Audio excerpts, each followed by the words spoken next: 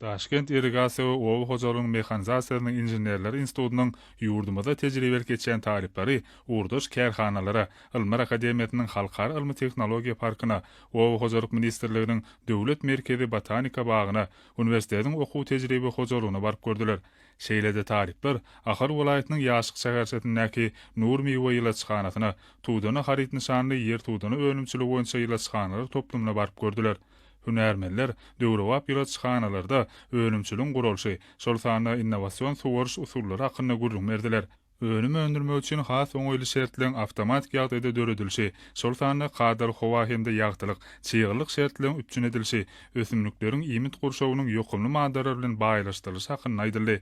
Tejribe okuwlaryny täze ýylaçyxana toplumlarynyň ýürütülüşdirilen döwrewap enjamlary, ýapyk toprak şertlerini önümleri ýetişdirmeň innovasiýon tehnologiýalary barada pikir tejribe alşyldy.